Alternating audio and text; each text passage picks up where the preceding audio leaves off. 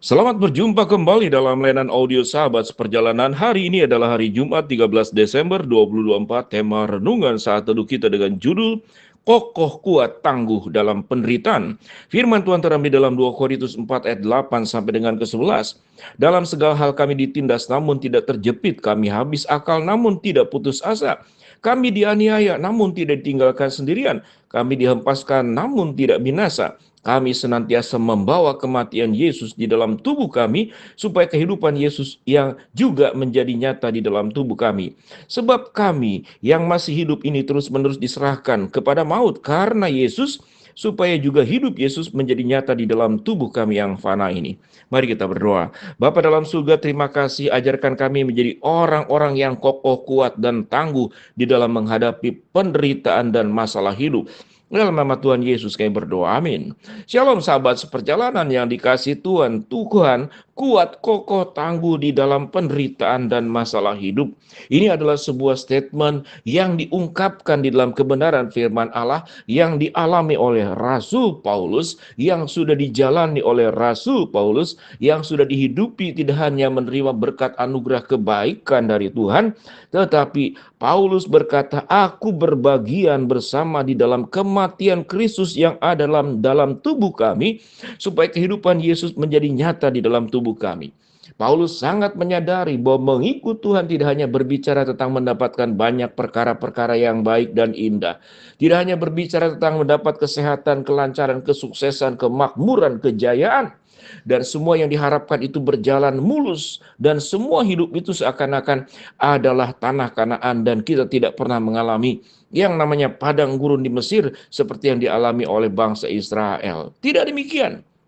Karena menjadi orang percaya, sebagaimana Paulus katakan, tidak hanya berbicara menikmati berkat. Karena bagiku hidup adalah Kristus dan mati adalah keuntungan. Siapa yang berani mengatakan mati adalah keuntungan? Dan Kristus mengatakan, aku membawa kematian Yesus di dalam tubuh kami, supaya kehidupan Yesus itu menjadi nyata di dalam tubuh kami. Itu tercatat dalam ayat yang ke-10 dalam 2 Korintus pasal yang ke-4. Jadi aku membawa kematian Yesus. Aku tidak hanya membawa kebangkitan Yesus. Aku tidak hanya membawa kekuasaan Yesus. Aku tidak hanya membawa berkat dan kebaikan dan cinta kasih Yesus. Tapi aku membawa kematian Yesus. Artinya kita berbagian menjadi Kristus, duta-duta Kristus, surat-surat Kristus yang terbuka di dalam dunia ini. Dan kita harus menjadi orang terbiasa menghadapi ketidakadilan, menghadapi katakanlah penganiayaan yang firman Tuhan katakan dalam ayat yang ke-8. Dalam segala hal kami ditindas namun tidak terjepit. Kami habis akal namun tidak putus asa. Kami dianiaya namun tidak ditinggalkan sendirian. Kami dihempaskan namun tidak binasa. Benar-benar Paulus itu kokoh, kuat, tangguh di dalam penderitaan. Bagaimana dengan kehidupan kita sahabat seperjalanan? Ada istilah orang sekarang itu baperan. Dikit-dikit bawa perasaan, mudah tersinggung. Banyak anak-anak muda bekerja tidak tahan. Bekerja 2 bulan, 3 bulan, 1 tahun tidak tahan, dia pindah ke tempat lain. Tidak tahan, pindah ke tempat lain lagi. Sekolah tidak tahan, pindah sekolah. Kemudian rumah tangga tidak tahan, cerai, pisah.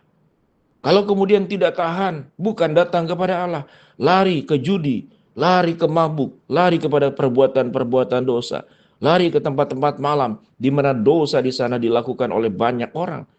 Kita menjadi orang yang benar-benar membangun rumah kehidupan kita, bukan di atas batu yang kuat, batu karang yang kuat, tetapi di atas pasir, ingin indah di atas, tapi bawahnya itu tidak punya dasar yang kuat. Paulus mampu melewati semuanya itu bukan karena dia hebat. Bagaimana mungkin dikatakan dalam segala hal kami ditindas namun tidak terjepit.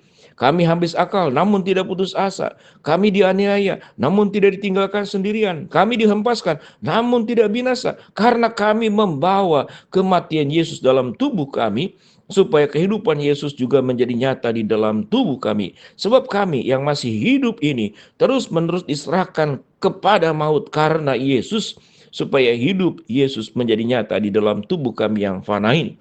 Banyak anak-anak Tuhan saya sekarang, aku sudah berbuat baik, berbuat benar, bukan makin lancar, bukan makin maju, tetapi justru aku makin susah hidupnya, makin dihianati, makin ditipu. Karena memang Kehidupan kita seringkali hanya menginginkan berkat-berkat yang baik. Kita tidak tahu bahwa kita dipanggil tatkala hidup menjadi benar. Seringkali justru banyak orang yang tidak suka. Banyak orang yang ingin menyingkirkan kita. Kita bekerja di satu tempat, kita ingin jujur, menyampaikan sesuatu yang tidak baik, maka engkau akan dibenci oleh orang-orang yang berada dalam kegelapan. Karena orang yang dalam kegelapan tidak suka kepada terang. Orang yang tidak jujur tidak suka bertemu dengan orang yang jujur. Orang yang hidupnya transparan apa adanya, tidak suka. Orang-orang licik, orang-orang yang tidak transparan, orang-orang yang penuh tipu muslihat, tidak menyukai engkau. Sehingga sewaktu engkau hidup bersama dengan Kristus, bukan berarti engkau bisa disukai oleh dunia. Bahkan engkau bisa disingkirkan, engkau dianggap sebagai pribadi yang mengganggu kehidupan berdosa mereka. Dan penderitaan itu bisa terjadi. Orang kemudian bisa lancar karena tipu, menipu, bohong, membohong. Tetapi engkau karena bekerja benar, engkau berusaha dengan cara benar, tidak menyimpang ke kiri dan ke kanan, itu tentu jauh lebih menderita. Sekalipun kita percaya Tuhan akan memberkati kita, Tuhan tidak akan membiarkan kita, anak cucu kita meminta-minta roti. Kemanapun engkau pergi Tuhan menyertai. Firman Tuhan berkata, aku tidak sekali-kali tidak akan membiarkan engkau, dan aku sekali-kali tidak meninggalkan engkau. Tapi bukan berarti hidup kita semuanya serba lancar. Hidup kita semua selalu diperlakukan adil. Ada ketidakadilan, ada perlakuan tekanan. Mungkin kita difitnah, kita dimanfaatkan, kita ditipu. Kita ditusuk dari belakang, kita bertemu dengan orang-orang yang bermuka dua atau bermuka seribu. Ada manisnya orang datang kepada kita, tapi sewaktu manisnya itu sudah habis, kita akan ditinggalkan. Itulah penderitaan. Sehingga memang pada prinsipnya kita tidak bisa menyadarkan hidup ini berelasi dengan dunia, berelasi dengan manusia yang ada dalam keberdosaan, bukan berarti kita tidak boleh. Tapi sewaktu kita berelasi dengan Kristus, kita bersekutu dengan kehidupan Kristus, kebangkitan Kristus, kita pun juga bersekutu menjadi satu dengan kematiannya. Kalau Kristus yang tidak perlu mengalami penderitaan, penyaliban, tidak perlu datang ke dalam dunia, tapi Kristus dengan inisiatif karena cinta dan kasih-Nya, Dia ingin menyatakan membawa seluruh dosa-dosa manusia ditanggung di dalam tubuhnya di kayu salib. Apa yang didapat oleh Kristus? Tidak. Perlakuan baiknya, cinta kasih-Nya dibalas dengan kejahatan. Tetapi Yesus tentu tidak bersungut-sungut. Paulus tidak bersungut-sungut. Biarlah kehidupan kita menjadi orang-orang yang kuat dan kokoh dalam menghadapi penderitaan. Asal jangan saja penderitaannya karena kesalahan kita, penderitaannya karena kemalasan kita, penderitaannya karena kecerobohan kita. Penderitaan kita karena kita menjadi orang-orang yang tidak bisa dipercaya, tidak punya komitmen, tidak punya integritas, sehingga kita menjadi menderita. Tidak ada orang yang mau kemudian berkomunikasi, bekerja sama, menjadikan engkau bagian dalam hidup kelompok tertentu. Di saat itulah kita belajar bagaimana kita tetap mengandalkan Tuhan di dalam penderitaan yang kita hadapi. Dan Tuhan akan menolong kita. Tuhan akan menguat kita. Masalah yang kau hadapi karena sakit, karena persoalan hidup, dalam pekerjaan, dalam rumah tangga, dalam kehidupan masyarakat, atau engkau punya luka-luka masa lalu yang belum selesai. Dengan kekuatan Tuhan, firman Tuhan berkata, engkau dianiaya tidak akan ditinggalkan sendirian. Engkau dihempaskan namun tidak binasa. Dalam segala hal engkau ditindas, engkau tidak terjepit. Kami habis akal namun tidak putus asa. Bersama dengan Tuhan akan menolong kita semua. Mari kita berdoa.